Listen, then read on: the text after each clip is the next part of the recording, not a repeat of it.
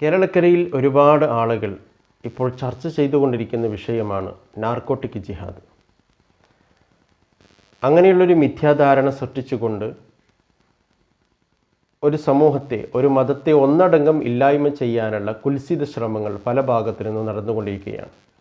ഈ ഒരു അവസരം മുതലെടുത്തുകൊണ്ട് പല ആളുകളും ഇസ്ലാമിനെ കഴിവിൻ്റെ പരമാവധി എത്രത്തോളം ആകാവുന്നിടത്തോളം അവർ ഇസ്ലാമിനെ അധിക്ഷേപിക്കാൻ വേണ്ടിയിട്ട് ശ്രമിച്ചു കൊണ്ടിരിക്കുകയാണ്. കഴിഞ്ഞ 1-2 ദിവസങ്ങൾക്ക് മുമ്പ് സോഷ്യൽ മീഡിയയിലൂടെ കണ്ട ഒരു ക്ലിപ്പിംഗ്, ഒരു വർഷം മുമ്പ് 2020 നടന്ന ഒരു അഭിമുഖമാണ്. അതിപ്പോൾ ഈ നാർക്കോട്ടിക് ജിഹാദിൻ്റെ പിന്നാലെ ലവ് ജിഹാദും കൂട്ടിക്കിഴത്തിക്കൊണ്ട് ഇസ്ലാമിനെ താറടിച്ച് കാണിക്കാൻ വേണ്ടിയിട്ടുള്ള കുൽസിതമായിട്ടുള്ളൊരു ശ്രമം. ആ ഒരു അഭിമുഖം എന്താണെന്നും അതിൻ്റെ വസ്തുത എന്താണെന്നും അതിൽ ജനങ്ങളെ എങ്ങനെയാണ് തെറ്റിദ്ധരിപ്പിക്കുന്നത് എന്നും കൂടി ഞാൻ ഈ വീഡിയോയിൽ പറയാം. എല്ലാവരും വീഡിയോ മുഴുവനായിട്ട് കാണുക.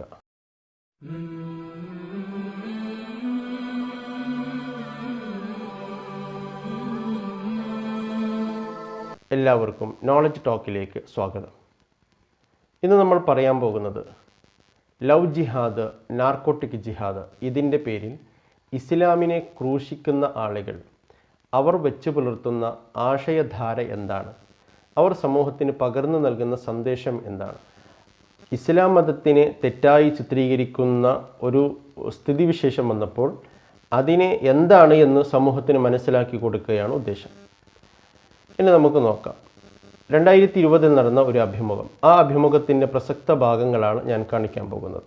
സ്നേഹമുള്ളവരെ, വളരെ പ്രധാനപ്പെട്ട, വളരെ ചർച്ചാവിഷയമായ ഒരു വിഷയത്തിലേക്കാണ് ഇന്ന് ഞങ്ങൾ ശ്രദ്ധ ക്ഷണിക്കാനായിട്ട് ആഗ്രഹിക്കുന്നത്. ബ്രദർ മാരിയോ എൻ്റെ കൂടെയുണ്ട്. എൻ്റെ പേര് ഫാദർ മൈക്കിൾ കാര്യമറ്റം എന്നാണ്. മാരിയോയെ എനിക്ക് കഴിഞ്ഞ 20 വർഷത്തിലേറെ പരിചയമുണ്ട്. ഇസ്ലാം മത പണ്ഡിതനാണ്, മൗലവിയായിരുന്നു, യേശുവിനെ അറിഞ്ഞു, ബൈബിൾ പഠിച്ചു, യേശുവിനെ രക്ഷകനായി സ്വീകരിച്ചു, ക്രിസ്ത്യാനിയായി, കത്തോലിക്കനായി. കണ്ടില്ലേ, ഈ അഭിമുഖത്തിൽ തുടക്കത്തിൽ തന്നെ അറിയാം, മാരിയോ എന്ന് പറയുന്ന ഒരു ക്രിസ്തീയ പുരോഹിതൻ, അദ്ദേഹം കുറച്ചു കാലം ഇസ്ലാമിലുണ്ടായിരുന്നു, ഇസ്ലാമിൻ്റെ മതങ്ങളെക്കുറിച്ച് പഠിക്കാൻ ശ്രമിച്ചു, ഒരു മൗലവിയാണെന്നൊക്കെ പറയുന്നു. പക്ഷേ അദ്ദേഹം ഇപ്പോൾ ഈ ചർച്ചയ്ക്ക് വന്നിരിക്കുന്നത് ലവ് ജിഹാദിനെ കുറിച്ച് പറയാൻ വേണ്ടി. സത്യത്തിൽ ഈ ഒരു സംഭവം, ഇങ്ങനെയുള്ളൊരു കാര്യത്തെക്കുറിച്ച് അറിയാൻ താല്പര്യമുണ്ടെങ്കിൽ ചോദിക്കേണ്ടിയിരുന്നത് ഒരു മുസ്ലിം പണ്ഡിതനോടായിരുന്നു. അതിന് പകരം അവർ തമ്മിൽ പരസ്പരം ക്രിസ്ത്യാനികളും തമ്മിൽ ചർച്ച ചെയ്തുകൊണ്ട് ഖുർആനും അതുപോലെ തന്നെ നബി സല്ലല്ലാഹു അലൈഹി വസല്ലമ തങ്ങളുടെ വചനങ്ങളും അവർ ചർച്ചയ്ക്ക് വിധേയമാക്കുകയാണ്. എത്രത്തോളം അപകടകരമായിരിക്കും ആ ഒരു വിഷയത്തെക്കുറിച്ച് അവർ തന്നെ ചർച്ച ചെയ്യുമ്പോഴെന്ന് നമുക്ക് ഊഹിച്ചാൽ മനസ്സിലാക്കാൻ കഴിയും. ചെറിയൊരു ഉദാഹരണം ഞാൻ പറയാം. ഒരു രാഷ്ട്രീയക്കാരനാണ് AP അബ്ദുള്ളക്കുട്ടി. അദ്ദേഹം ഒരു കോൺഗ്രസ്സുകാരനായിരുന്നു, ഒരു കമ്മ്യൂണിസ്റ്റുകാരനായിരുന്നു. പിന്നീട് കോൺഗ്രസ്സിലേക്ക് എത്തി, പിന്നീട് ഇപ്പോൾ BJPയിൽ പ്രവർത്തിക്കുകയാണ്. ഒരു രാഷ്ട്രീയ പാർട്ടിയെ കുറിച്ചുള്ള ഒരു സംഭവമല്ല ഞാൻ പറയുന്നത്. ഈ ഒരു ഘട്ടത്തിൽ അദ്ദേഹം BJPയിൽ നിൽക്കുന്ന ഈ ഒരു ഘട്ടത്തിൽ CPMനെ കുറിച്ചോ കോൺഗ്രസിനെ കുറിച്ചോ അദ്ദേഹത്തിനോട് ചോദിച്ചാൽ എന്തായിരിക്കും അദ്ദേഹത്തിന് പറയാനുണ്ടാവുക? ഇതേ ഒരു അവസ്ഥയാണ് ഇപ്പോൾ ഇവിടെ നടന്നുകൊണ്ടിരിക്കുന്നത്. മുസ്ലിം മതത്തിൽ നിന്ന് പോയി ക്രിസ്തീയ മതം സ്വീകരിച്ച് അതിൽ പ്രവർത്തിക്കുന്ന ഒരാളോട് ഇസ്ലാമിനെക്കുറിച്ച് ചോദിച്ചറിയാൻ ശ്രമിക്കുകയാണ്. ഏതായാലും അവരുടെ ചർച്ചകൾ തുടങ്ങട്ടെ. നമുക്ക് നോക്കാം അവരെന്തൊക്കെയാണ് ചർച്ച ചെയ്യുന്നത് എന്നുള്ളത്. എന്താണ് ഈ ലവ് ജിഹാദ് എന്ന് പറഞ്ഞാൽ അർത്ഥമാക്കുക? എനിക്ക് 2 കാര്യമാണ്. എന്താണ് ജിഹാദ്, ലവ് ജിഹാദ് എന്താണെന്ന് വ്യക്തമാക്കി തരാമോ? ജിഹാദ് എന്ന് പറഞ്ഞു കഴിഞ്ഞാൽ നമ്മൾ കീഴ്പ്പെടുത്തുക ഒരാളെ, അതിന് ഉപയോഗിക്കുന്ന മെത്തേഡുകളുടെ പേരാണല്ലോ ശരിക്കും ജിഹാദ്. അപ്പൊ നമുക്കൊരാളെ യുദ്ധം ഒരാളെ കീഴ്പ്പെടുത്തുക, ഇപ്പൊ ഒരു നാട് കീഴ്പ്പെടുത്തുക, ഒരു വ്യക്തിയെ കീഴ്പ്പെടുത്തുക, അതിനുവേണ്ടി ഉപയോഗിക്കുന്ന മെത്തേഡുകൾ യുദ്ധം. അത് ഭീഷണി കൊണ്ടാകാം, അത് പണം കൊടുത്തുകൊണ്ടാകാം, അത് ആക്രമിച്ചാകാം, എങ്ങനെയാകാം. അപ്പൊ അതിൽപ്പെട്ടതാണ് ഈ ലവ് ജിഹാദ് എന്ന് പൊതുവെ നമ്മൾ പറയുന്നത് അല്ലെങ്കിൽ കേൾക്കുന്നത്. കണ്ടില്ലേ, ഇതിൽ ഇദ്ദേഹം പറയുന്നത് ജിഹാദ് എന്ന പദം അത് മറ്റുള്ളവരെ ആക്രമിക്കാൻ വേണ്ടിയിട്ട് അല്ലെങ്കിൽ കീഴ്പ്പെടുത്താൻ വേണ്ടിയിട്ട് ഉപയോഗിക്കുന്നു എന്നുള്ളതാണ്. സത്യത്തിൽ അദ്ദേഹത്തിന് അടിസ്ഥാനപരമായിട്ട് ഭാഷാപരമായിട്ടുള്ള ഒരു അജ്ഞത ഉണ്ട് എന്ന് ഞാൻ മനസ്സിലാക്കിയാണ്. ആക്ഷേപിക്കുകയല്ല, അതിൻ്റെ ഒരു അജ്ഞതയുണ്ടാകാം. കാരണം ജിഹാദ് എന്ന വാക്കിന് ധർമ്മസമരം എന്നർത്ഥമുണ്ട്, കുരിശ് യുദ്ധം എന്നർത്ഥമുണ്ട്, പ്രതിരോധിക്കുക എന്നുള്ള അർത്ഥമുണ്ട്, സമരം ചെയ്യുക എന്നുള്ള അർത്ഥമുണ്ട്, യുദ്ധം ചെയ്യുക എന്ന്, അങ്ങനെ പല അർത്ഥങ്ങളുണ്ട്. അത് അറബി ഡിക്ഷണറി നോക്കിയാൽ മനസ്സിലാകും. ഇനി അതല്ല, ജസ്റ്റ് ഗൂഗിൾ ചെയ്താൽ തന്നെ നമുക്കത് മനസ്സിലാക്കാൻ കഴിയുന്നതാണ്. ജിഹാദിൻ്റെ അർത്ഥങ്ങൾ സ്ട്രഗിൾ, സമരങ്ങൾ എന്ന് പറയാറുണ്ട്. അപ്പം ജിഹാദ് എന്ന പദത്തെ ഈ ലവ് ജിഹാദിൻ്റെ പേരിലല്ല, മൊത്തത്തിൽ ജിഹാദ് എന്ന പദത്തെ ഒരു അക്രമമായിട്ട് ആ വേർഡിനെ എടുക്കാൻ പാടില്ല. ജിഹാദ് എന്ന പദത്തിന് സ്ട്രഗിൾ, സമരം എന്നുള്ള അർത്ഥമുണ്ട്. നമ്മുടെ നാടുകളിൽ സാധാരണ വിദ്യാർത്ഥികൾ സമരം ചെയ്യാറുണ്ട്, എന്തെങ്കിലും വിദ്യാർത്ഥികളുടെ ആവശ്യത്തിന് വേണ്ടിയിട്ട്. കർഷക സമരം, വിദ്യാർത്ഥി സമരം, തൊഴിലാളി സമരങ്ങൾ, ഇങ്ങനെയുള്ള സമരങ്ങൾ നടക്കുമ്പോൾ നമ്മളൊരിക്കലും അതിനെ യുദ്ധമെന്ന് പ്രയോഗിക്കാറില്ല. തൊഴിലാളി യുദ്ധം, വിദ്യാർത്ഥി യുദ്ധം, കർഷക യുദ്ധം ഇങ്ങനെ ആരും പറയാറില്ല. സമരങ്ങളാണ്, പ്രതിരോധങ്ങളാണ്. ആ ഒരു പദത്തിനെയെല്ലാം ജിഹാദ് എന്ന് പറയാറുണ്ട്. അറബിയിലൊരു പ്രയോഗമുണ്ട്, ജിഹാദുൻ നഫ്സ്, ശരീരത്തിനെ പ്രതിരോധിക്കുക എന്ന് പറഞ്ഞാൽ ശരീരത്തിനെ മുറിവേൽപ്പിക്കുക, ശരീരത്തിനെ ആക്രമിച്ച് കീഴ്പ്പെടുത്തുക എന്നല്ല. ശരീരത്തിനെ തെറ്റിൽ നിന്ന് പ്രതിരോധിക്കുക, ശരിയായ വശത്തേക്ക് നമ്മുടെ ആത്മാവിനെ കൊണ്ടുപോകുന്നതിനെയാണ് ജിഹാദുൻ നഫ്സ് എന്ന് പറയുന്നത്. അപ്പോൾ ജിഹാദ് എന്ന പദത്തിനെ തന്നെ തെറ്റിദ്ധരിപ്പിക്കാൻ ആദ്യമേ ശ്രമിക്കുകയാണ്. അപ്പോൾ ഇസ്ലാം മറ്റുള്ളവരോട് പോയി ഇസ്ലാമിനെ കുറിച്ച് പറഞ്ഞിട്ട് അവരെ ഇസ്ലാമിലേക്ക് ചേർക്കുന്നതിന് ഒരുപാട് പുണ്യങ്ങൾ വാഗ്ദാനം ചെയ്തിട്ടുണ്ട്. അപ്പോൾ ഈ പുണ്യം കൊതിക്കുന്നവനും സ്വർഗം കൊതിക്കുന്നവനും മറ്റുള്ളവരെ എങ്ങനെയെങ്കിലും പിടിച്ച് ഇസ്ലാമിലേക്ക് കൊണ്ടുവരണമെന്ന് എന്ത് ചെയ്യും? കൊതിക്കും. ഈ കൺവേർഷന് വേണ്ടി അവർ ശ്രമിക്കുമ്പോൾ അവർ പല മെത്തേഡുകൾ നോക്കും. ഇപ്പൊ ഇന്ത്യയുടെ സാഹചര്യത്തിൽ അവർക്ക് ആക്രമിച്ചൊന്നും മതം മാറ്റൽ നടക്കില്ല. കാര്യം അവർ വളരെ മൈനോറിറ്റി ആണല്ലോ. അപ്പൊ ഇന്ത്യയിൽ ആകെ ചെയ്യാൻ പറ്റുന്ന കൺവേർഷൻ എളുപ്പപ്പണി എന്താണ്? സ്നേഹിക്കുക, പ്രേമിക്കുക, അതിൽ വീഴ്ത്തി കഴിഞ്ഞാൽ എളുപ്പത്തിൽ അവരെ കൺവേർട്ട് ചെയ്യാൻ പറ്റും എന്നുള്ളതാണ്. ഇസ്ലാമിനെ പ്രചരിപ്പിക്കുന്നതിന് വേണ്ടിയിട്ട് എന്ത് മാർഗവും സ്വീകരിക്കാം എന്നാണ് ഇദ്ദേഹം പറഞ്ഞു വെക്കുന്നത്. ഇന്ത്യൻ സാഹചര്യത്തിൽ അക്രമത്തിലൂടെ ഇസ്ലാമിലേക്ക് ആളുകളെ ചേർക്കുന്നത് എളുപ്പവഴിയല്ല. അതുകൊണ്ട് പ്രേമിച്ചുകൊണ്ട് ആളുകളെ ഇസ്ലാമിലേക്ക് കൺവേർഷൻ ചെയ്യിപ്പിക്കുക എന്നുള്ള തത്വം ഇസ്ലാം ആവിഷ്കരിക്കുന്നുണ്ട് എന്നാണ് അദ്ദേഹം പറഞ്ഞു വെക്കുന്നത്. ഇസ്ലാമിൽ ഒരു കാര്യം മനസ്സിലാക്കേണ്ടത്, ഉദ്ഉ ഇലാ സബീല റബ്ബിക ബിൽ ഹിക്മത്തി വൽ മൗഇദത്തിൽ ഹസന. ഇസ്ലാമിലേക്ക് നിങ്ങൾ ആളുകളെ ക്ഷണിക്കേണ്ടത് തന്ത്രപരമായിട്ടാണ്. ഈ തന്ത്രം കൊണ്ട് ഉദ്ദേശിക്കുന്നത് ആളുകളെ ചതിച്ചുകൊണ്ടല്ല. നമുക്ക് പറയാൻ കഴിയുന്ന ഏതെല്ലാം രൂപത്തിൽ, അത് ഓരോരുത്തരുടെയും സൈക്കോളജിക്കലായിട്ടുള്ള പെരുമാറ്റത്തെയാണ് അത് സൂചിപ്പിക്കുന്നത്. മറ്റൊന്ന് സതുപദേശം, നല്ല ഉപദേശങ്ങൾ നൽകിക്കൊണ്ടാണ് ഇസ്ലാമിലേക്ക് ആളുകളെ ക്ഷണിക്കേണ്ടത്. മാത്രമല്ല പരിശുദ്ധ ഖുർആൻ ആ ഒരു കാര്യത്തെ സാക്ഷ്യപ്പെടുത്തുന്നുണ്ട്. ലാ ഇക്റാഹ ഫിദ്ദീൻ, ദീനിൽ ഇസ്ലാമിൽ ഒരിക്കലും ബലാത്കാരം, നിർബന്ധിത മതപരിവർത്തനം ഇസ്ലാമിലില്ല. അങ്ങനെ ഒരാൾ മുസ്ലിമായാൽ അവന് മുസ്ലിം ആവുകയുമില്ല. ഒരാൾ നിർബന്ധിപ്പിച്ചുകൊണ്ട് ഇസ്ലാം മതം സ്വീകരിക്കണമെന്ന് പറഞ്ഞ് അദ്ദേഹത്തിന് ഷഹാദത്ത് കലിമ ചൊല്ലിക്കൊടുത്ത് മുസ്ലിമാക്കിയാൽ അയാൾ മുസ്ലിമല്ല. മറിച്ച് അദ്ദേഹത്തിൻ്റെ മനസ്സുകൊണ്ട് സാക്ഷ്യപ്പെടുത്തണം, അള്ളാഹു അല്ലാതെ ഒരു ഇലാഹില്ല എന്ന് മനസ്സുകൊണ്ട് സാക്ഷ്യപ്പെടുത്തണം.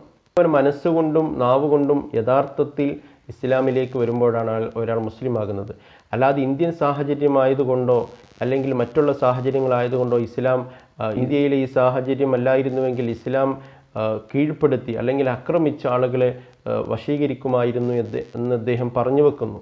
പക്ഷേ അങ്ങനെ ഒരിക്കലുമില്ല. ഇസ്ലാം ഒരിക്കലും ബലാത്കാരത്തെ, നിർബന്ധിത മതപരിവർത്തനത്തെ പ്രോത്സാഹിപ്പിക്കുന്നേ ഇല്ല. ഒരു ചോദ്യം കൂടി ഉണ്ട്. ഇങ്ങനെ ഒരു ലവ് ജിഹാദ് നടത്തണം അല്ലെങ്കിൽ സ്നേഹിച്ച് വിവാഹം കഴിച്ച് ആളുകളെ ഇസ്ലാമിലേക്ക് കൊണ്ടുവരണം എന്ന് മുഹമ്മദ് നബി പറഞ്ഞതായിട്ടോ ഖുർആൻ രേഖപ്പെടുത്തിയതായിട്ടോ എന്തെങ്കിലും ഉണ്ടോ? അത് അച്ഛന്റെ നല്ലൊരു ചോദ്യമാണ്. ഈ ചോദ്യത്തിന് ഞാൻ മറുപടി തന്നാൽ, ഇപ്പം ഖുർആനിൽ ഉണ്ടെന്ന് പറഞ്ഞാൽ മുസ്ലിങ്ങളുടെ തല്ല് ഞാൻ വാങ്ങും, ഖുർആനിൽ ഇല്ലെന്ന് പറഞ്ഞാൽ ക്രിസ്ത്യാനികളുടെ തല്ല് ഞാൻ വാങ്ങും, എനിക്ക് അറിയില്ല എന്ന് പറഞ്ഞാൽ രണ്ട് ഗ്രൂപ്പിന്റെയും തല്ലു വാങ്ങും. അപ്പൊ അതുകൊണ്ട് ഈ ഒരു ക്രിട്ടിക്കൽ സിറ്റുവേഷനിൽ ഞാൻ എന്താ മറുപടി പറയാ? തല്ലുകൊള്ളാൻ റെഡിയാകുക, എന്നിട്ട് സത്യം പറയാനേ പറ്റുള്ളൂ. സത്യം പറഞ്ഞാൽ മതി. ഖുർആനിനകത്ത് ഒരൊറ്റ ആയത്തിലും നിങ്ങൾ പോയി വേറെ മതക്കാരെ പ്രേമിച്ചിട്ട് മതം മാറ്റി കെട്ടണമെന്ന് പറയുന്നത് ഞാൻ കണ്ടിട്ടില്ല. എനിക്ക് നല്ല പരിചയമില്ലാത്തതുകൊണ്ട് ഈ ആയത്ത് എന്ന് പറഞ്ഞാൽ എന്താ? ആയത്ത് എന്ന് പറഞ്ഞ വാക്യം. നമ്മൾ മത്തായി സുവിശേഷം 1-2 വാക്യം എന്ന് പറയുന്നില്ല, അധ്യായം വാക്യം. അധ്യായത്തിന് സൂറ എന്ന് പറയും, ആയത്ത് എന്ന് പറഞ്ഞു കഴിഞ്ഞാൽ വാക്യം. ഒരൊറ്റ ആയത്തിലും അങ്ങനെ പറഞ്ഞിട്ടില്ല. അതുപോലെ എന്റെ അറിവിൽ ഒരു ഹദീസിലും, ഹദീസ് എന്ന് പറഞ്ഞാൽ നബി വചനങ്ങളാണ്, ഞാൻ അങ്ങനെ കണ്ടിട്ടില്ല. ഇനി ഇല്ലാന്ന് പറഞ്ഞതിന്റെ പേരിൽ, കഴിഞ്ഞ ദിവസം ഞാൻ അത് ഇല്ലാന്ന് പറഞ്ഞതിന്റെ പേരിൽ ഒരുപാട് ക്രിസ്ത്യാനികൾ എന്നെ വല്ലാതെ സോഷ്യൽ മീഡിയയിൽ ആക്രമിച്ചിട്ടുണ്ട്. എന്നെ അങ്ങ് മാക്സിമം താറടിച്ചുകൊണ്ടിരിപ്പുണ്ട്. ഫാദർ ചോദിക്കുകയാണ്, ഇസ്ലാമിൽ ലവ് ജിഹാദ് എന്ന് പറയുന്ന ആശയമുണ്ടോ? അദ്ദേഹം പറയുന്നു, ഖുർആനിൽ അങ്ങനെയുള്ളൊരു ആശയം ഞാൻ കണ്ടിട്ടേ ഇല്ല. നബിയുടെ ഹദീസുകളിലും അതിൻ്റെ ഒരു ആശയം ഞാൻ കണ്ടിട്ടില്ല. എന്നിട്ട് അദ്ദേഹം ഒരു വാക്ക് പറയുകയാണ്, ഉണ്ട് എന്ന് പറഞ്ഞാൽ മുസ്ലിങ്ങൾ അടിക്കും, ഇല്ല എന്ന് പറഞ്ഞാൽ ക്രിസ്ത്യാനികൾ അടിക്കും. ഉണ്ട് എന്ന് പറയാൻ അതിലില്ല എന്ന് അദ്ദേഹത്തിന് അറിയാം. ഖുർആനിൽ ഇല്ല എന്ന് അദ്ദേഹം സാക്ഷ്യപ്പെടുത്തുന്നു. പിന്നെ ഉണ്ട് എന്ന് പറയേണ്ട ആവശ്യമില്ല. പിന്നെ ഇല്ല എന്ന് പറഞ്ഞാൽ ക്രിസ്ത്യാനികൾ എന്തിനാണ് ഇദ്ദേഹത്തെ അടിക്കാൻ പോകുന്നത്? ഇല്ല എന്നുള്ളത് ഇദ്ദേഹം തന്നെ സമ്മതിച്ചതാണ്, മുസ്ലിമുകൾക്കറിയുന്നതാണ്. ഖുർആനിൽ ലവ് ജിഹാദ് എന്ന് പറയുന്ന ഒരു സംഭവം ഇല്ല, ഹദീസിലും ഇല്ല. നബി സല്ലല്ലാഹു അലൈഹി വസല്ലം തങ്ങളുടെ തിരുവചനങ്ങളിലും അത്തരമൊരു പ്രയോഗമില്ല. ഒരാളെ പ്രേമിച്ചുകൊണ്ട് ഇസ്ലാമിലേക്ക് കൊണ്ടുവന്ന് കൺവേർഷൻ നടത്തുക എന്ന് പറയുന്ന ഒരു ഇസ്ലാമിലില്ല എന്ന് എല്ലാവർക്കും അറിയാം. ഖുർആനിൽ ഇല്ല എന്ന് പറഞ്ഞതിൻ്റെ പേരിൽ, ലവ് ജിഹാദ് ഖുർആൻ പരാമർശിക്കുന്നില്ല എന്ന് പറഞ്ഞതിൻ്റെ പേരിൽ ക്രിസ്ത്യാനികൾ എന്തിനാണ് ഇദ്ദേഹത്തെ ആരോപിക്കുന്നത്, ഇദ്ദേഹത്തെ ആക്ഷേപിക്കുന്നത്, ഇദ്ദേഹത്തിനെതിരെ ആക്ഷേപവാക്കുകൾ ചൊരിയുന്നത്? ഇല്ല എന്ന് പറഞ്ഞ ഒരു സത്യം അതില്ലെങ്കിൽ ഇല്ല എന്നല്ലേ പറയാൻ പറ്റൂ.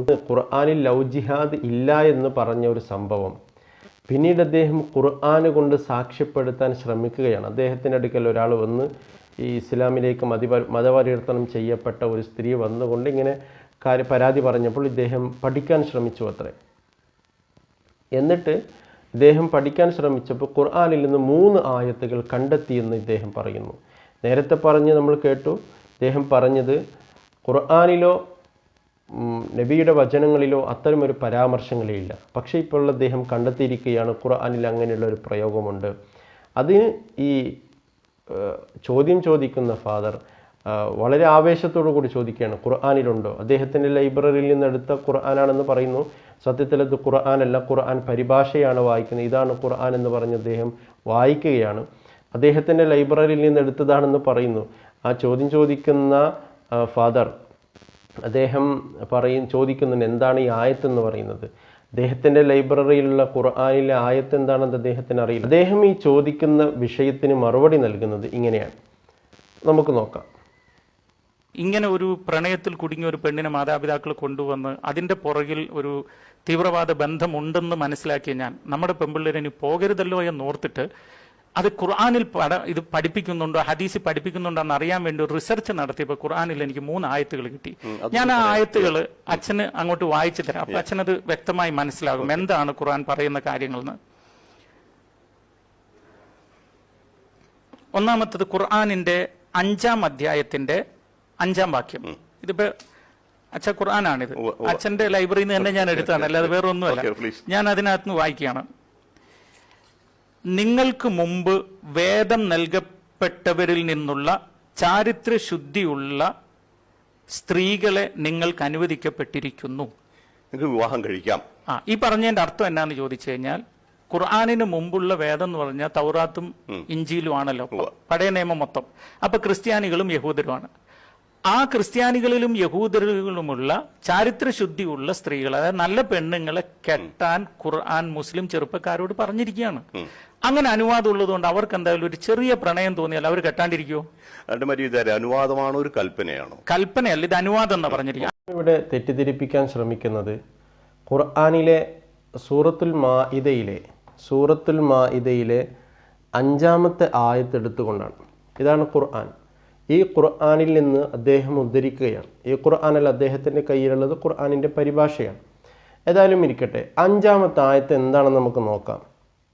ഞാനിവിടെ സ്ക്രീനിൽ കാണിക്കുന്നുണ്ട്.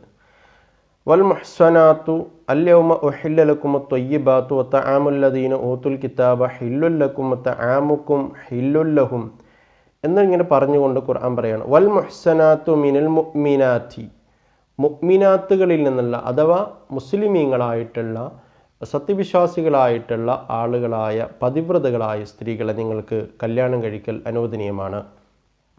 അതുപോലെ വൽ മുഹ്സനാത്തു മിനല്ലദീന ഊത്തുൽ കിതാബ മിൻ ഖബലിക്കും, നിങ്ങൾക്ക് മുമ്പ് കിതാബ് നൽകപ്പെട്ട വേദഗ്രന്ഥം നൽകപ്പെട്ടവരായ പതിവ്രതകളായ ആളുകളെയും നിങ്ങൾക്ക് വിവാഹം കഴിക്കാം. ഈ ഊത്തുൽ കിതാബ് എന്ന് പറയുന്ന പ്രയോഗം അഥവാ കിതാബ് നൽകപ്പെട്ട ആളുകൾ എന്ന പ്രയോഗത്തെ ഈ ഫാദർ തെറ്റിദ്ധരിപ്പിക്കുകയാണ്. എങ്ങനെ? ഇതുകൊണ്ട് ഉദ്ദേശിക്കുന്നത്, ഈ വേദഗ്രന്ഥം നൽകപ്പെട്ടവർ കൊണ്ട് ഉദ്ദേശിക്കുന്നത് ജൂതന്മാരും ക്രിസ്ത്യാനികളുമാണ് എന്നുള്ളതാണ്. ഇസ്ലാമിൽ വേദഗ്രന്ഥം നൽകപ്പെട്ടവരെന്നുകൊണ്ട് ഉദ്ദേശിക്കുന്നത് നബി സല്ലല്ലാഹു അലൈഹി വസല്ലമ തങ്ങളുടെ കാലങ്ങൾക്ക് മുമ്പ് ഇവിടെ ദീനുണ്ട്, ഇസ്ലാമുണ്ട്. ആ ഇസ്ലാമിൻ്റെ പ്രചരണം നടത്തിയത് തൗറാത്ത്, ഇഞ്ചീൽ, സബൂർ പോലെയുള്ള ഗ്രന്ഥങ്ങൾ കൊണ്ടാണ്. ഈ ഗ്രന്ഥത്തിൽ വിശ്വസിക്കുകയും അഥവാ മൂസാ നബിയിലും ഈസാ നബിയിലും വിശ്വസിക്കുകയും അള്ളാഹുവിനെ ദൈവമായിട്ട് ആരാധ്യനായിട്ട് അള്ളാഹുവിനെ കാണുകയും ഈസാ നബി അലൈഹി സ്വലാമിനെ പ്രവാചകരായിട്ട് കാണുകയും ചെയ്യുന്ന ആളുകൾക്കാണ് ഊത്തുൽ കിതാബ് അഥവാ വേദഗ്രന്ഥം നൽകപ്പെട്ടവരെന്ന് പറയുന്നത്. അവരുടെ വിശ്വാസപ്രകാരം അള്ളാഹു തന്നെയാണ് ദൈവം, ഏകദൈവത്തിൽ വിശ്വസിക്കുന്നവരാണ്. ഈസാ നബിയും മൂസാ നബിയും പ്രവാചകരായിട്ട് കാണുന്നവരാണ്. പക്ഷേ ഈ ക്രിസ്ത്യാനികളും ജൂതന്മാരും എന്ന് പറഞ്ഞ് ഇദ്ദേഹം വിശേഷിപ്പിക്കുന്ന ആളുകൾ ഈസാ നബിയെ ദൈവമായിട്ട് കാണുന്നവരാണ്, യേശുവിനെയാണ് ദൈവമായിട്ട് കാണുന്നത്. ആ ഒരു കോൺസെപ്റ്റിനെ ഇദ്ദേഹം ഇതുമായിട്ട് കൂട്ടിക്കലർത്തുകയാണ്. അഥവാ ഊത്തുൽ കിതാബ് എന്നതുകൊണ്ട് ഉദ്ദേശിക്കുന്നത്, ഈ വേദഗ്രന്ഥം നൽകപ്പെട്ടവർ എന്നുകൊണ്ട് ഉദ്ദേശിക്കുന്നത് അത് ക്രിസ്ത്യാനികളെയാണ്, ഒരിക്കലുമല്ല. അത് ക്രിസ്ത്യാനികളെ, ഇന്ന് കാണുന്ന ക്രിസ്ത്യാനികളെയോ ജൂതന്മാരെയോ കുറിച്ചല്ല ഖുർആൻ ആ പ്രയോഗം നടത്തിയിട്ടുള്ളത്. അങ്ങനെ ഒരു അമുസ്ലിമായിട്ടുള്ള, മുസ്ലിം അല്ലാത്ത, മുസ്ലിമേതര വിശ്വാസികളെ കല്യാണം കഴിക്കൽ, നിക്കാഹ് ചെയ്യൽ ഇസ്ലാമിൻ്റെ കോൺസെപ്റ്റ് അനുസരിച്ച് ഹറാമാണ്, നിഷിദ്ധമാണ്, ചെയ്യാൻ പാടില്ല എന്നുള്ളതാണ്. അത് ഓരോ മതത്തിനും അവരുടേതായ വിശ്വാസ പ്രമാണങ്ങളുണ്ടല്ലോ, അത് ചെയ്യാൻ പാടില്ല. ഒരു മുസ്ലിം എന്തായാലും ക്രിസ്ത്യാനിയെ കല്യാണം കഴിക്കാൻ പാടില്ല. അമുസ്ലിമായിട്ടുള്ളവരെ കല്യാണം കഴിച്ചാൽ ആ കല്യാണം സാധുവല്ല എന്ന് ഇസ്ലാമിൻ്റെ വീക്ഷണപ്രകാരം നമുക്കത് പറയാൻ പറ്റും. അപ്പോൾ ഏതായാലും ഈ വിശ്വാസം അനുസരിച്ചിട്ട് അദ്ദേഹം സാക്ഷ്യപ്പെടുത്തുന്നത് എങ്ങനെയാണ്? ക്രിസ്ത്യാനികളെ കല്യാണം കഴിക്കാൻ ഇസ്ലാം പ്രോത്സാഹിപ്പിക്കുന്നു എന്നുള്ളതാണ്. അത് ക്രിസ്ത്യാനികളെ കുറിച്ചല്ല പറയുന്നത്, നേരെ മറിച്ച് അള്ളാഹുവിൽ വിശ്വസിക്കുന്ന, അള്ളാഹു ദൈവമാണെന്ന് വിശ്വസിക്കുകയും ഈസ അല്ലെങ്കിൽ മൂസാ നബി അലൈഹി സ്വലാം പ്രവാചകനാണെന്ന് വിശ്വസിക്കുകയും ചെയ്യുന്നവരാണ് ഈ വിഭാഗക്കാർ. അവരെ കല്യാണം കഴിക്കുന്നതിനെ കുറിച്ചാണ് അതിൽ പറയുന്നത്, അല്ലാതെ ക്രിസ്ത്യാനികളെക്കുറിച്ച് കല്യാണം കഴിക്കുന്നതിലല്ല. അദ്ദേഹം അങ്ങനെയുള്ളൊരു തെറ്റിദ്ധാരണ സമൂഹത്തിന് പകർന്നു നൽകുന്നുണ്ട്.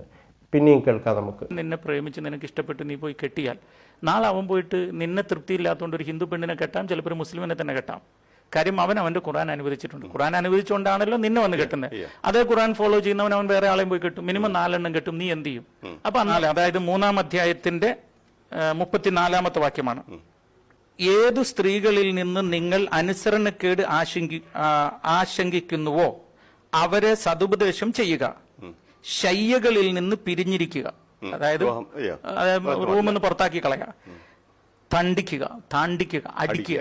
അതായത് ഖുർആൻ പറയുന്നത്, ഇപ്പൊ ഈ ക്രിസ്ത്യൻ പെൺകുട്ടി അവനെ വിവാഹം കഴിച്ചു, വീട്ടിൽ ചെന്നു, അവൻ വേറൊരു പെണ്ണിനെ വിവാഹം കഴിച്ചു എന്ന് ഇവൾ അനുസരിച്ചില്ലെങ്കിൽ അവളെ ഉപദേശിക്കുക, എന്നിട്ടും കേട്ടില്ലെങ്കിൽ റൂമിൽ നിന്ന് പുറത്താക്കി കളയുക, എന്നിട്ടും കേട്ടില്ലെങ്കിൽ തല്ലുക.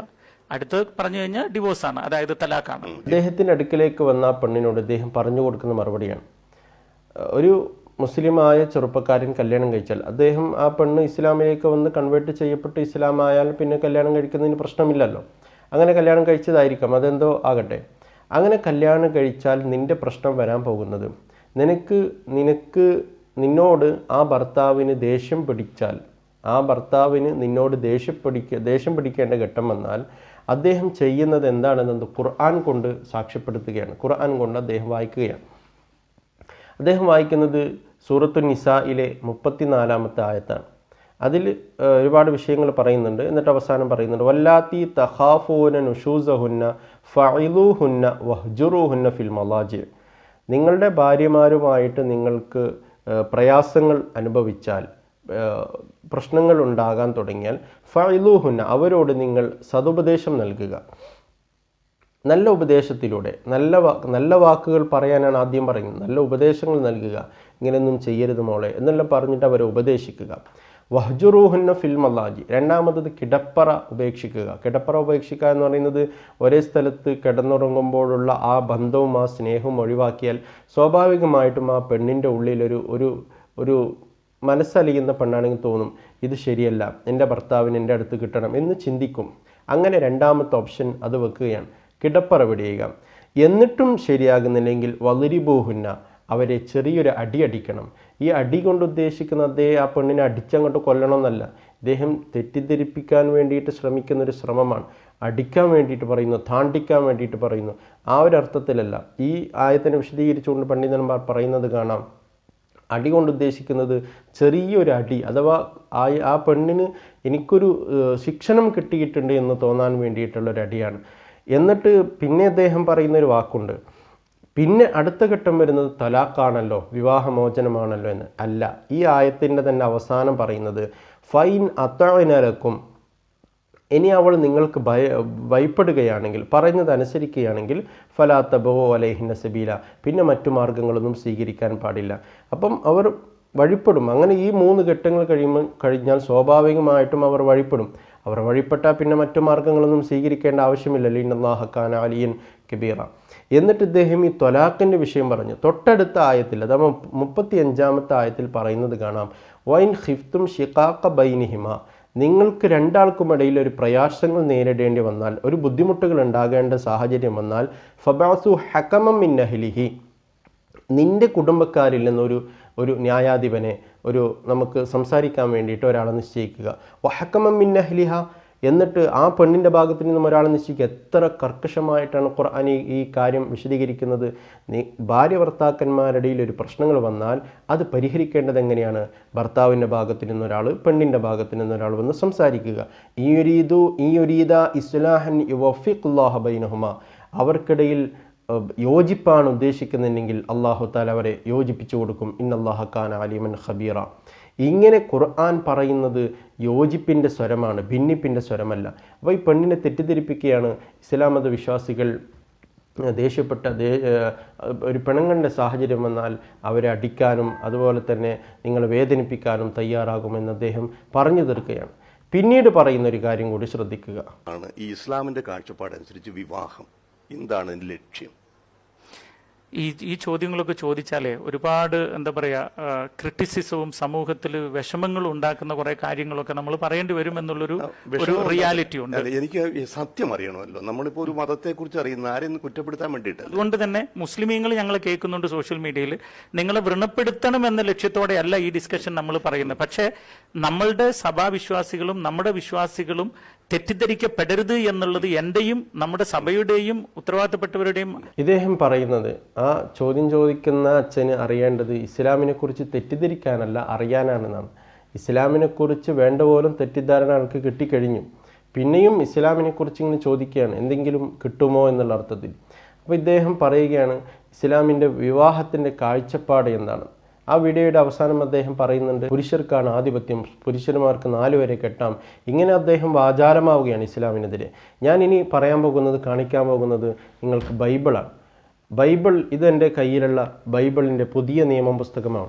ഈ ബൈബിളെങ്കിലും ഏറ്റവും ചുരുങ്ങിയത് ഇത്തരം വിഷയങ്ങൾ കൈകാര്യം ചെയ്യുന്ന സമയത്ത് എൻ്റെ ക്രിസ്തീയ സഹോദരന്മാർ വായിക്കണമെന്ന് ഞാൻ സ്നേഹബുദ്ധിയെ ഓർമ്മിക്കും. ഈ പുതിയ നിയമം ബൈബിളിൽ കൊരിന്ത്യർ 7-ാം അധ്യായത്തിലെ 39-ാമത്തെ വചനം നമുക്ക് കാണാൻ കഴിയും. എന്താണതിൽ പറഞ്ഞിട്ടുള്ളത്?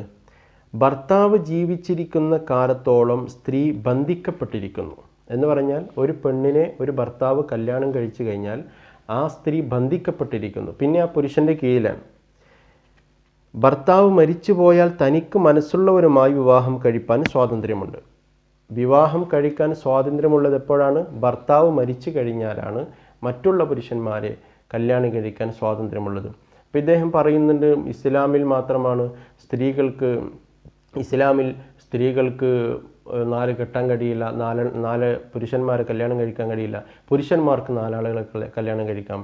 ഇത് ബൈബിള് പറയുകയാണ്, ഒരു സ്ത്രീക്ക് ആ പെണ്ണിൻ്റെ ഭർത്താവ് മരിച്ചാൽ മാത്രമേ മറ്റൊരു പുരുഷനെ കല്യാണം കഴിക്കാൻ കഴിയുകയുള്ളൂ എന്നുള്ളത്. ഇസ്ലാമിൽ സ്ത്രീകൾക്ക് സ്വാതന്ത്ര്യമില്ല എന്ന് പറയുകയാണ്. എൻ്റെ കയ്യിലുള്ള ബൈബിളിലെ മറ്റൊരു ഭാഗം ഞാൻ നിങ്ങൾക്ക് വായിച്ച് കേൾപ്പിക്കാം.